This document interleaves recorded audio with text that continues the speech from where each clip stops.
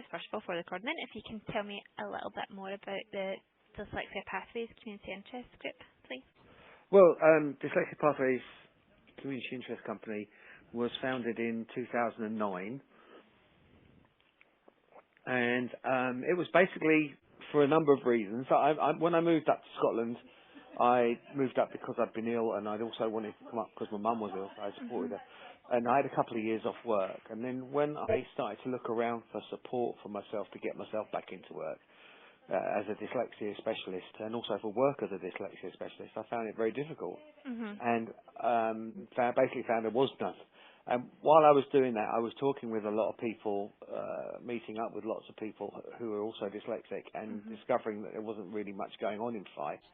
And so I thought, okay, what's the only way I'm going to be able to use my skills as a dyslexia specialist was to start my own organisation and try to meet the needs of people in Fife, basically.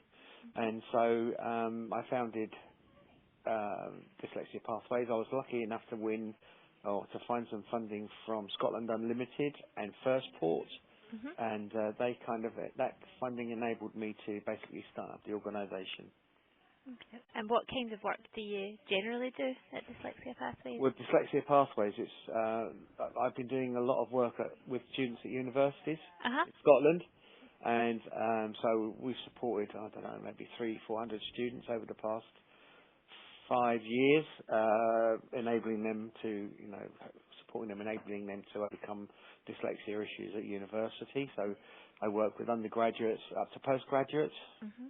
So that's the main kind of source of income that I've been doing, and I've kind of been doing it part time, mainly because of still trying to overcome the illness that I had, and just trying to basically get the confidence to wait for a time when I felt it was ready for me to go full time, do it back full time again.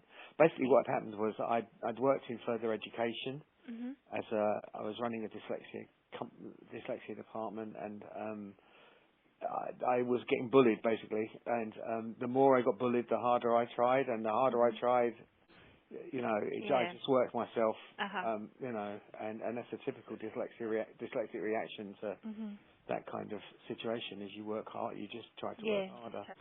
Before I phoned you today, I was watching some videos on YouTube. I'd watched the 2 videos you sent through, and there was another couple of things popped up a bit about like what the dyslexia experience is like at school, and what people experience as well when they are trying to read and trying to sort of filter information as well. So that was really interesting, and that was what was kind of in those videos, the stuff about the sort of stress, the anxiety and things that can go along with just trying to filter information in one way instead of having and I think I'm also kind of very focused on I was a musician before, and my life was around music, and I just was very focused on music, and then the same happened with my teaching. I'm just very focused on trying to meet the needs of the students that I was working with, really. And And so do you provide sort of support students with their work, or is it more about sort of background support, if you will, sort of peer support, mentoring, that kind of thing? It can differ from student to student. Okay, From it students, depends on. Sorry. I was just going to say, so it depends on the students. It goes on student needs. For some students just want to come in and talk about their experiences, and I'm really missed off with this particular lecturer, and for some it's all about strategies, and for others it's counselling or mentoring. It just depends on what the student wants, and it's all student driven basically. Okay, thank you. And then what about this your project and your Unique Dyslexia Get Creative project? Could you tell me a little bit more about it? There's a lot of dyslexics are very creative people. In London I worked in a college which had a lot of creative courses, and there was a lot of dyslexics on these creative courses, and I also wanted to take the opportunity to try and reach out to people in Fife, and I thought, and myself and my directors thought that let's have a look at this creative thing and see what we can do to attract people to come along and get people together talking about dyslexia, having fun, being creative. Dyslexics very often can be isolated because of their dyslexia. They can very often be, they suffer with poor self-esteem, self-confidence, and also that creative thing is very good for enabling people to start to build their confidence and their self-esteem. That's really interesting. A lot of the sort of self-management projects we've worked with have found that, maybe they're providing some kind of creative course. In some cases, things like mindfulness courses, I went along to a couple of those. And a sort of byproduct of learning about that strategy was the sort of peer support that went along with it, actually meeting other people and going along to a course or something like that and getting the chance to get to know people a bit better. Yeah. They seem to strengthen that, like as a byproduct of the things they're actually learning as well. So that's interesting to hear. Yeah. So I know you got in touch with us because you wanted to promote your crowdfunding appeal as well for the Unique Dyslexia project. So would you like to just give us your spiel about that? Tell us a bit more about the appeal. That. Well, basically, the crowdfunding thing is about. We thought that we'd like to enable other dyslexics to advocate for. I talk about the social model of dyslexia, but advocate for, which is a very positive way of looking at dyslexia. And it was about enabling other dyslexics to advocate for a more positive profile of dyslexia themselves, sort of take the agenda, take the push the agenda forward for themselves. And we thought the T-shirt thing would be a way of enabling people to do that. It would be a way of maybe starting to build a community, a coherent dyslexic community, because it tends to be because of the very nature of dyslexia, with only 10% of people being dyslexic, and again, because they're isolated, about trying to build a community, and about trying to, it's a term that I can never remember, but that we were trying to do, but I can't. It's a term I can never remember. So is it trying to maybe encourage people to sort of identify as dyslexic and like they see that in a different light? Yeah, and so if you 50% of 50% of the general public have very little understanding of what dyslexia is and how it can impact, and the understanding that they do have all goes around. Focuses around, we can't spell, we can't read, we can't do this, we can't do that. Whereas, very little of it focuses on the fact that we're great problem solvers, that we're great visual thinkers, that we're great lateral thinkers, we're big picture thinkers. Very little focuses on the positive. It all kind of focuses on the negative, or on things that are not really true. I've read things that says that dyslexics shouldn't be driving. Really? Wow. So, so it was kind of a way of trying to overcome. It's like a tsunami of stuff that's very negative, and we're trying to change that in a very small way. So that's what you're referring to as the social model of dyslexia, this sort of recognition of the additional skills that people. Yeah, the medical model will say. I think you will know about the medical model of disability. It's similar.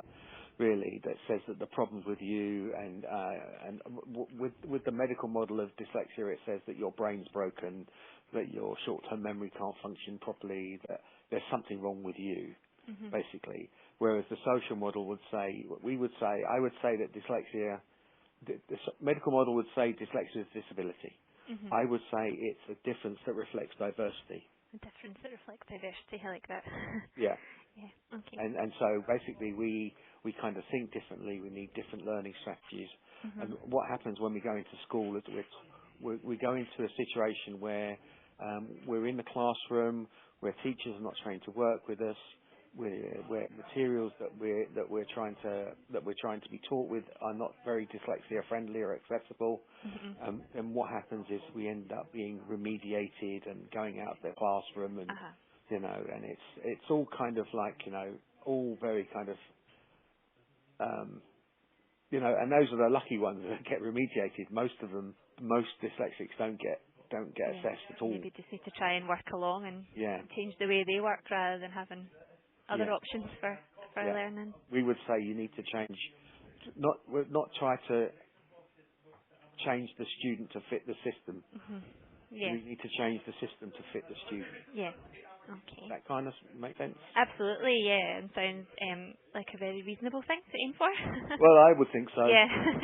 But I mean, I recently been in contact with the Scottish Government, and if you Oh, look at really? the Scottish Government's definition of dyslexia, it's all very, very medical model and all very, very, very kind of dire, really, Mhm. and offers, from my perspective and from a lot of dyslexics that I talk to and through my social media, it offers little kind of, it's not very positive at all. Yeah. Yeah. It says nothing to dyslexics. And I was recently talking to a student who said that, I didn't really want to come forward and talk about dyslexia because I didn't like the idea that there was something wrong with me. Mhm. Yeah. And So it's that's just, kind of yeah, changing that perception that it's not. trying to change that. Okay. So that's great. So it's like really interesting to hear about the social model, as you're calling it, and it to me makes a lot of sense. Why do you think that taking this view of dyslexia rather than the medical model is important for people to self-manage? But I see that for me, Mhm. and for the students I work with, if you're in school, what happens is you get assessed. If you're lucky, you get assessed, and then what happens is everything concentrates on being able to read better, being Mhm. able to spell better, Mhm. rather than enabling a person to start to self-develop their own understanding, their own dyslexia, and Okay. enabling them to sort of develop ways that enable them to do whatever it is they want to do more effectively and more effectively, really. Okay. And an understanding of how of the differences you have Mhm. kind of enables you to start putting together the strategies that will enable you to do what it is you want to do more effectively, and that includes self-managing yourself, Yeah. self-managing your time or whatever. Yeah. So it's about finding the right tool Yeah. that might help you with planning, or an understanding that when I kind of work, I'm either really working all the time or I'm doing nothing. Mhm. And for me, one of the real problems was learning how to self-manage myself so that I could start setting myself goals and breaking things down into Mhm. more achievable things.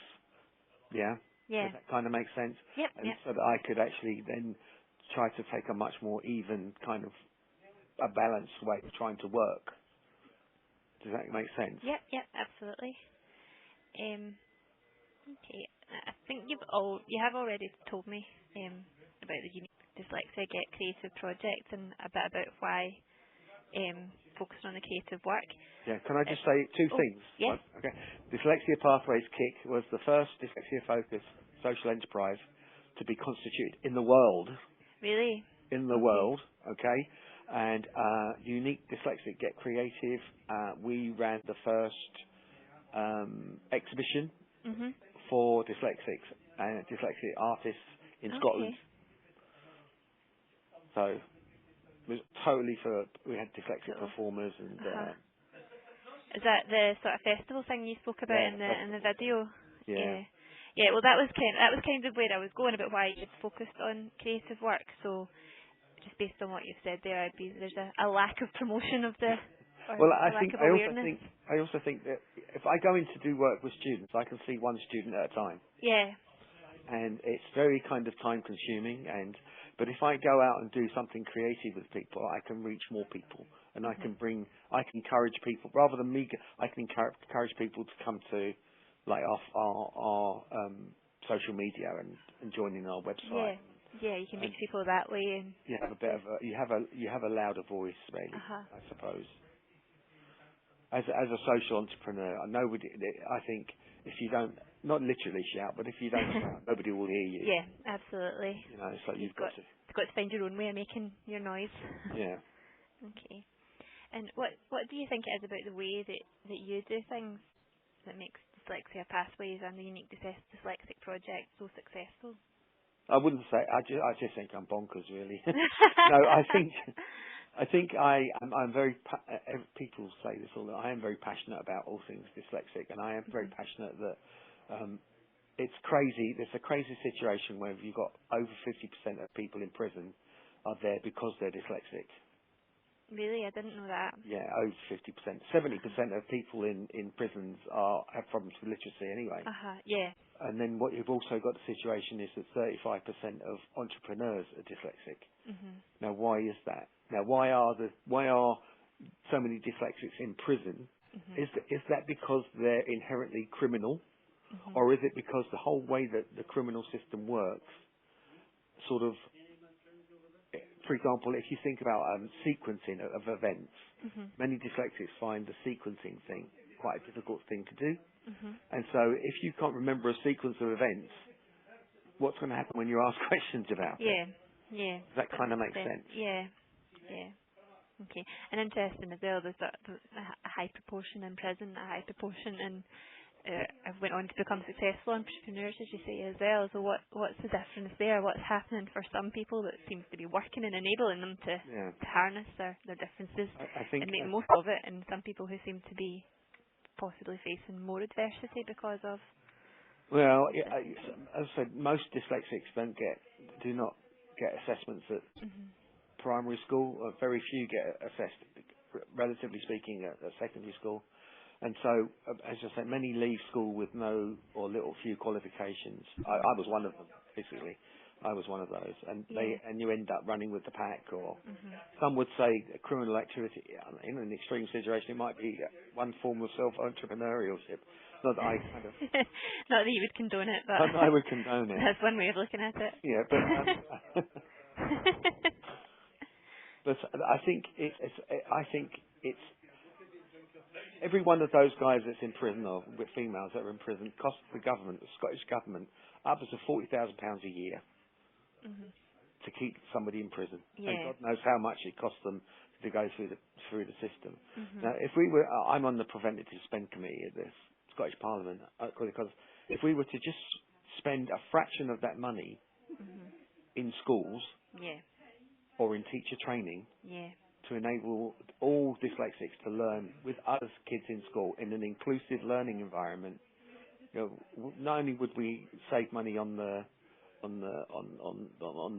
our prisons, Mhm. hopefully, we would also be, just think we could have 45% of entrepreneurs in Scotland rather Mhm. than 35%. Just think how much money they could generate if Yeah. they were given the opportunity to Yeah. self-develop the way that they would need to go to enable them to overcome whatever the dyslexia kind of issue is they might have. Because there's no doubt that dyslexics do struggle with reading. Mhm. We do struggle with these things. Yeah. But it's not because we're disabled. It's because our brains, for example, reading is a very sequential thing. Yeah. And we don't do sequences very well. Uh-huh. Um, we tend to be very big picture thinkers and lateral thinkers rather than logical thinkers. And Mhm. so if you were to take, for example, an engine, you give it to a dyslexic, and you give them the whole thing, they would take it apart and put it back together again, and that's how they'd learn how it would work. They Yeah. might not be able to spell carburettor, but they would know how it works. Yeah, they'd understand. So you take the big thing, you take it apart, and you put it back together again. Whereas when you go into schools, what happens is you start off with the little things, really. Yeah. Does that kind of make sense? Yeah, yeah, absolutely. I wish I could stop saying, does that kind of make sense? No, no, that's fine. I do that as well. That's my favourite when I'm doing a presentation. Keep stopping and checking. So with the Dyslexic Get Creative project, what are your ultimate aims? What are your goals Ooh. for that project? We, We can think big picture here. yeah, well, there's 5 of us at the moment, Yeah. 5 directors, and we are looking at opening a dyslexia centre, basically, Mhm. and Okay. we've got a building, and Okay. we've got ideas. There's a number of ideas we're sort of exploring. One of them is to set up to build creative artisan units, Mhm. which we could rent out and lease out for creative dyslexics, Okay. or we could use them for training, so that we could those could be leased out and bring some money in that way. Mhm. We would also use those and the surround to be as a green place, Mhm. so that we Okay. could, we could make it a very basically so that we could put the photovoltaic panels up and all that, and make money from that. Okay. We would also do training for and support dyslexics and do free things as well, advocate for parents at school and stuff Yeah. who are Okay. struggling. So there would be ways of making money, and there would be ways of doing things for the dyslexic community. Okay. The other thing is that we're looking at the idea of opening or trying to put together as part of this what we would call a heritage cafe. And what the idea of that is that we get the older people who would have an idea about old heritage Scottish food and sweets and stuff like that. And then we get young people and old people together so that we could learn from each other. Mhm. And basically it would be a way of just bringing community, the two ends of the dyslexic community together. Yeah. Okay. Well, that Is sounds that- like really interesting. So and we've kind of got the I think we've got the board to do that, Mhm. and we're looking at the lottery and all various other things to see Yeah. if we can find some funding to get this going. Okay. So we got money from the lottery last year for the unique thing, so we're going to approach the lottery again Yeah. for a much larger, maybe upwards of £1 million. Mhm. So we'll get there one way or the other. Yeah. Absolutely. Well, good luck with that. That definitely sounds like some And great. if anybody's interested, if there are we're actually getting together with Pilot Light. I don't know if you know about them. No. And basically, Pilot Light, they try to get professionals in business, and that they put together a team who will enable you to, which is free, and that would enable you to work towards your goal. And our goal would be trying to get this centre together. Okay. So is that like sort of business mentoring or something like Kind of like that? business mentoring, but Yeah. also enabling them to us to make use of their business kind of acumen. Yeah. Okay. That makes sense. Or we may even be working with a group of students. I can't remember their name, but there's a group of students who offer the same kind of thing at Edinburgh University. So we've got two possible teams of people that could do the same kind of thing. Yeah. Well, that's good as well. That's definitely a good thing for getting started as well, I'd imagine. Well, we're hoping anyway. Yeah. And then there's stage 2 of Unique, which is which is another thing that we're trying to do. The idea is stage 2 is we're going to try to put together 6-week courses, mhm. so that instead of just doing one day, we could do more in-depth stuff on, for example, visual art. Yeah. And Okay. if anybody from that visual art wanted to, I think like I want to go away and do this at university, or I want to go and do this at college, Mhm. we would support them in doing that. Okay. Or if somebody wanted to go into it, think that it would just give them the confidence to start going back into the workplace, Mhm. we would support them in doing that. But the Okay. basic idea is to get people together again Mhm. and learning from each other and sharing from each other and supporting each other. Dyslexics supporting dyslexics, Yeah. Okay. where there's Yeah. empathy, where there's emotional intelligence, where there's Yeah. all that kind of stuff going. Yeah. Okay. Nurturing, Yeah. And it's that a bit of strange word for the understanding as 20s. well. Sorry? I was just laughing at you. I was going to say that bit of understanding as well. Yeah. Yeah. Yeah. Okay. Do you have any top tips or key learning about dyslexia and self-management that you would like to share? Do I have any? Any top tips or anything sort of key that you've learned? Whoa, blimey. Top tips. One of them is, one of the things that I'm quite keen on is you've got to try and support your concentration and your short-term memory, Okay. working memory. And so one way to do that is little and often. Okay. And it's like if people with concentration levels for people who are not dyslexics tend to be upwards of about 55, 60 minutes. So dyslexics is a little bit less. Mhm. And after you get a certain time, the time's you're not investing your time well Mhm. because your concentration's not functioning as effectively as it might. Yeah. That kind of Yep. does Yep. make sense. I think. Absolutely. Yeah. And it's the same with the short-term memory. Because we're big picture thinkers, we tend to over-process information, and that kind of tires out our short-term memory. And so again, if you do it little and often, you're supporting your short-term, your working memory really. Okay. And even if it's just to get up and look out the window or whether what, Yeah, just take a short break, look yeah, around. that's one of the kind of things that I would say. And then the other one I would say about it is it's important to do something that it's not in my head now. It's God, I do it all the time with my students. It's taking some time out to look at yourself, Mhm. how things are going. So, for example, if you take a new strategy on to try and monitor that, is it working Okay. for you? Yeah. Self-reflection. Yeah. Find a way of a tool for self-reflection because it will help you develop your skills and develop your strategies. Yeah. It's all Okay. about trying to build. I would say, if it was in a learning situation, when you go into a school, you get every child is given a kind of uniform set of ways of learning. Mhm. And what dyslexics need is, so it's like taking something off the peg in a shop, ready-made, Yeah. tailor-made.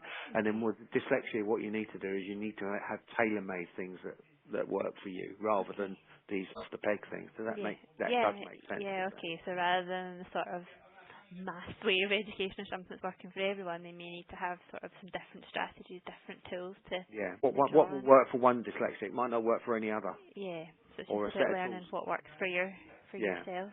Yeah. Okay, that's good. And then, like you say, that doing that reflection as well and figuring out, is this working for me? Could I try it a different way? Or Yeah. It's also about quality control. Am I doing, mhm. am I doing as best I can Yeah. Okay. at these things? Okay. Thank you for that. And then thank you very much for your time, Steve. Is there anything else you would want to mention or just get in there about your project or about your appeal or anything, just to make sure you've got a chance to Well, I say mean, all the things. dyslexia is considered not to be very sexy. I don't Okay. think, Okay. and certain, and it's not very high up on the list of priorities, particularly in Fife Council. Okay. And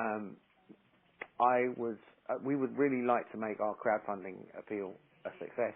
It's not Mhm. going as well as I would like. Okay. So we were looking at £3,500. If 3,500 people just gave us £1, Mhm. we would be able to achieve our target. So Okay. just even £1 is something, and Yeah. it would enable us to do what it will enable us to allow dyslexics to start self-advocating for Mhm. themselves what they want Yeah. and Okay. what they feel about dyslexia, and telling the other people around them about this more positive message we have, Uh huh. vision. Okay. Okay. I'm just having a quick look. I'm pretty sure we did add the Crown Fun appeal as a news item on our website. I can't. It wasn't me that did it, so I'm just double checking it's there. I'm pretty sure. Yeah, there it's there. So what I'll do is I can just in terms of helping you get the message out there a bit and promoting your appeal, can check if we can get that put in next week's alliance bulletin, so like the wider organisation of the alliance. Sure. And I'm not sure if you've already done it, but yeah, it is on there the news item, but I can see if we can get it put in the bulletin. yeah, I kind of Next week. changed it a bit because I'm not sure if it was very clear. Basically what happened was I got a bit frustrated with it. I've been waiting around for a meeting with my directors, and I thought, Uh sod huh. this. I'm just gonna go Just with it. gonna go. Okay. I got frustrated with it, and maybe I should have waited a couple of weeks and spent a bit of time more on it. But Okay. Well, basically, that's the way things are. in the overall alliance bulletin, they just do little sort of news pieces. So it's really just sort of max 200 words, little short bits that they can put in. So if you wanted to rewrite something and send it to me, that's not a problem. Yeah, I can do that again. I will get this interview either written up, or I'll see if I can sort of break the recording up because we'll be speaking quite a long time. I wouldn't want to put a half-hour thing on into the yeah. questions. I'll work on that next week and I'll let you know. But I'll get it posted on the blog next week. If you Um, wanted to send me if you know how to do that, send me convert it to an MP3 and send it to me. I can put it on I can put a visual an audio version on my YouTube, not YouTube, SoundCloud. Okay, that might be an option actually. So if I could write something up to have on the blog, but we could also have a link to the sort of Yeah. recorded version as well. Okay, well bear with me because I need to go through our IT companies. I need to Listen. email them and they're going to send the recording. So if you bear with me till next week, No, it's all right. I'll Whenever. I'll get this to you. But I'll try and get it up as soon as possible so we can Or just let me know promote when the it's up appeal. so and give me a link and And I I'll. will do. I'll Yeah, do one that. way or the other. Do you want to read through it before I post it or anything? Or Sorry? do you want to No. read through I it? mean, it is what it is. There'll be Yeah. warts and all, and that's one of the things I said to when I started this up. It'll be warts and all. Okay. So I'm not gonna, I'm not gonna just say the good things. It's all, it's all about water. It's all the journey. Okay, absolutely, that's great, thank you. So I'll always post it then and I'll let you know when it's up and get a link sent to you. If there is anything you want to add or change, do just let me know, that's not a problem. And Sure. I had already put a link to your appeal on our Twitter earlier on today, but I will do that another couple of times when we're Yeah, promoting the I think article and stuff and try I've and get the changed it a message bit. out for you. Yeah, since then a bit, just a little bit. Actually going to have a little competition for young people, kids basically, and for them to design a logo for us that Okay. talks about dyslexia and a more positive profile of dyslexia logo, one that they might want to. Yeah. And if we manage to achieve our appeal, or even if we don't, we'll look for funding elsewhere. Yeah. We'll use a winning. We'll let our social media choose the winner, and that will be used for one of our T-shirt logos.